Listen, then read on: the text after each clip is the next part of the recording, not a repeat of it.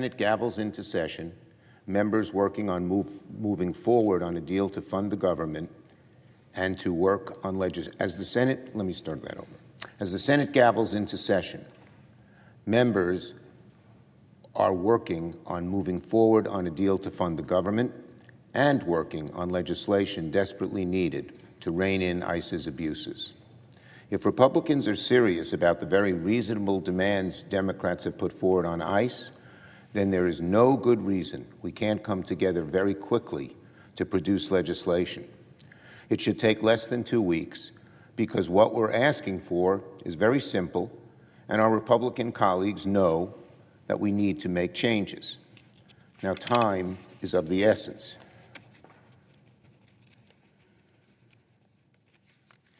Senate Democrats are very clear on what the nation needs right now. First, we need to rein in ICE and end the violence. That means ending roving patrols. It means requiring rules, oversight, and judicial warrants. Second, we need real accountability over ICE and the Border Patrol.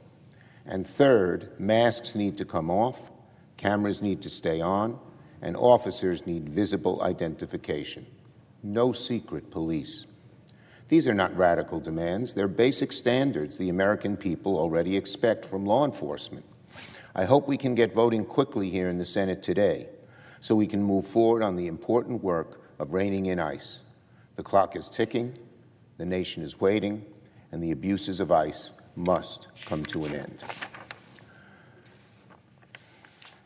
On another issue, last night, federal agents arrested journalist Don Lemon in Los Angeles after he recently covered protest activities in Minnesota. Once again, the administration is behaving no differently from police states and authoritarian regimes across history. They've arrested a journalist for the crime of doing his job. And let's be very clear, this arrest is not just about one journalist in one incident. The arrest is a dark message to journalists everywhere. If you dare criticize this administration, watch your back.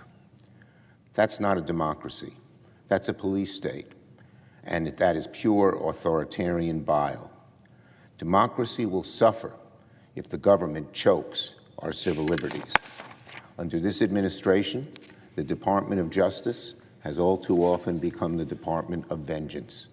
Don Lemon should be released at once, and the frivolous charges against him dropped. Now on the Fed. This morning, President Trump announced he's chosen Kevin Warsh to serve as the next chair of the Federal Reserve. This announcement comes as a dark cloud hangs over the Fed. Over the last year, Donald Trump has gone to lengths no president has gone to before to harass, intimidate, and coerce the Fed to serve his own political interests instead of what's good for the United States economy. His administration has pushed frivolous attacks against Lisa Cook. They've pushed bogus accusations and investigations against Federal Reserve Chairman Jerome Powell. These attacks undermine the independence of one of the most important entities in the world economy. So I'd simply say this about Mr. Warsh. Donald Trump is trying to cannibalize the Federal Reserve to eliminate its independence. And Mr. Warsh has an obligation to ensure that does not happen. He must make clear that he would keep the Fed independent and free from Donald Trump's bullying, or else he must not be confirmed. And if Donald Trump won't drop his vendetta against the Fed, weaponizing the Justice Department to go after Powell and Cook, Republicans must not move Mr. Warsh's nomination forward. I yield the floor.